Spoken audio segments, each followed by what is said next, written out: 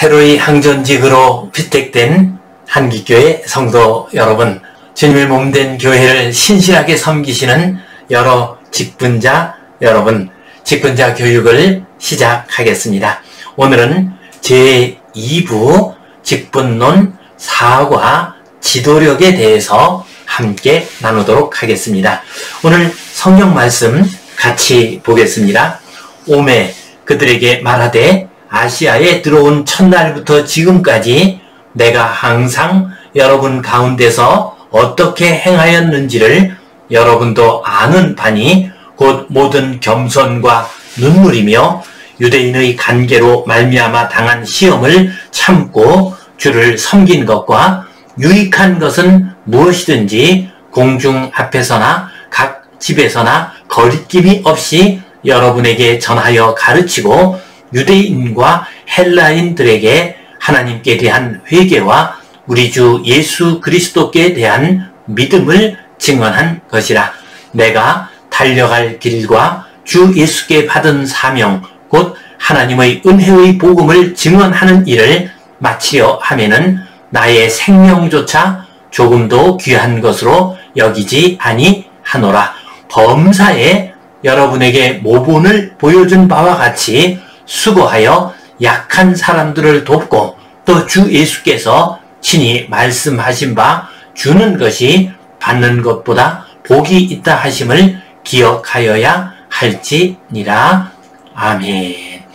이 말씀은 바울 사도께서 에베소 교회 장로님들에게 권하시는 권면의 말씀 가운데 나오는 내용입니다.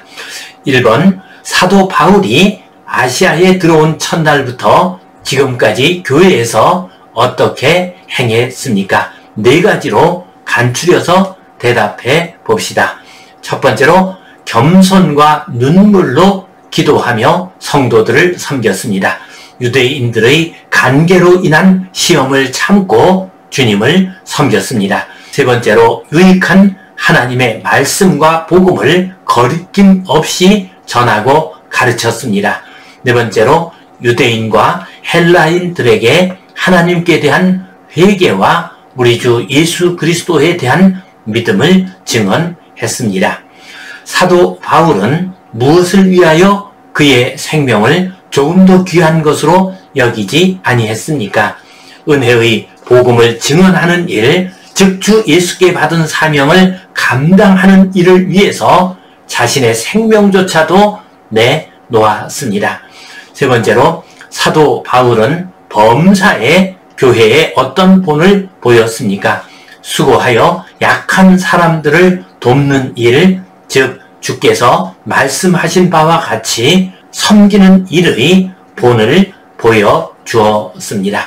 이처럼 바울 사도께서 에베소에서 행하신 모든 사역과 복음 전파의 활동은 우리 직분자들에게 하나의 모범이 됩니다. 우리들 역시도 이 바울 사도의 모습을 따라서 교회를 잘 섬기고 복음을 전파하고 우리 성도들을 잘 사랑으로 돌보는 일을 감당해야 하겠습니다. 항존직의 지도력의 문제를 생각해 보겠습니다. 교회의 항존직은 교회의 지도자입니다. 지도자에게는 지도력, 리더십이 필요합니다. 지도력이란 다른 사람을 인도하고 감동시키는 능력을 말합니다. 지도력을 가지려면 올바른 인격과 신앙을 바탕으로 체력, 지력, 영역이 있어야 가능합니다. 일반적인 지도력을 생각해 보겠습니다. 지도력의 형태는 지도자와 따르는 자의 성격과 특성에 따라 다양한 모습으로 나타나게 됩니다. 첫 번째로 권위주의적 지도력이 있습니다. 이 경우 지도자가 공동체의 중심에 있습니다. 공동체의 모든 계획, 활동, 관리가 지도자에 의해 이루어집니다. 구성원들은 피동적이고 맹목적으로 따르게 되거나 아니면 이 지도력에 반발하는 경우 강하게 거부하는 경우도 나타나게 됩니다. 권위주의적인 지도력은 군대와 같은 조직에서 흔히 볼 수가 있습니다. 아주 급하게 결정해야 하고 협력하고 논의할 시간이 없는 그런 상황에서는 권위주의적인 지도력이 더 유익할 때도 있습니다. 그러나 권위주의적인 지도력은 따르는 자의 입장을 제대로 반영하지 못하고 그들의 마음을 제대로 헤아리지 못하는 문제가 생길 수 있습니다. 두 번째로 참여적 지도력입니다. 지도자와 구성원이 함께 참여하여 공동체를 이끌어 갑니다.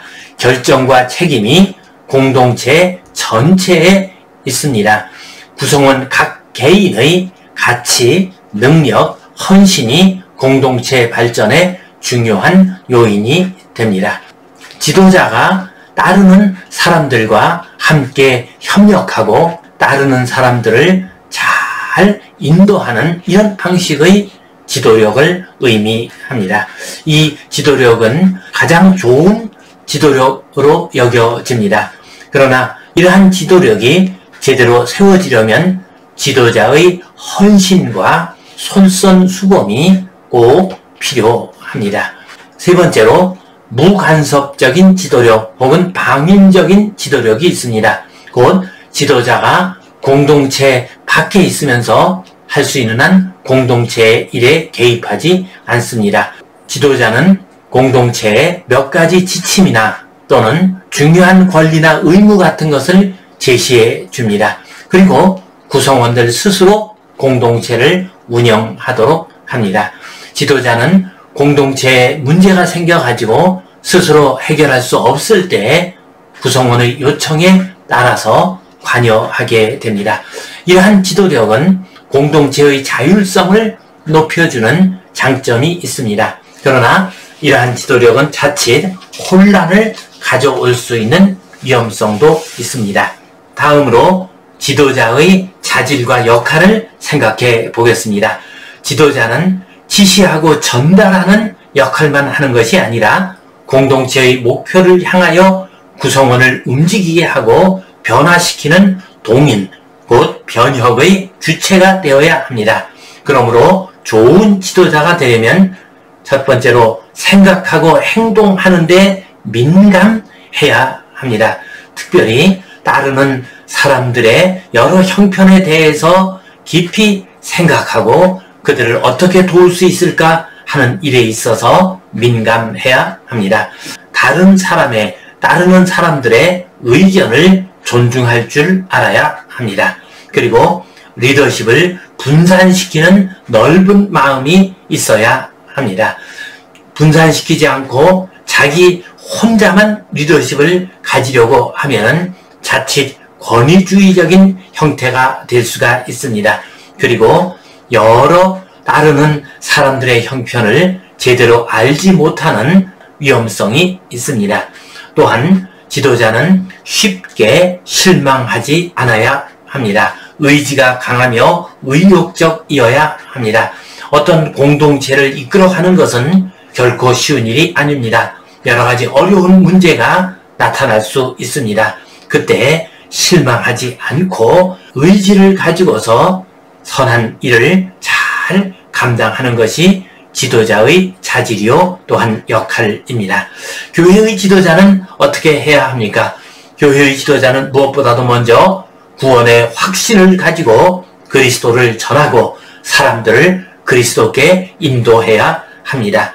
교회의 지도자를 세우는 이유는 그리스도를 전하고 사람들을 그리스도께 인도하고자 하는 목적에서 세웠습니다.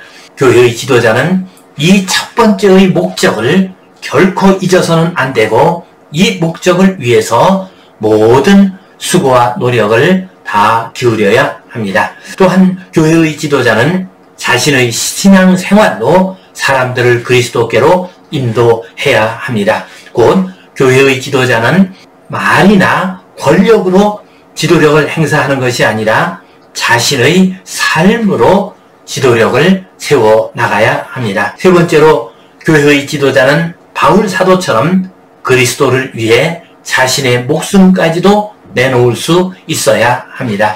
곧 희생하고 헌신해야 교회의 참된 지도자가 될 수가 있습니다.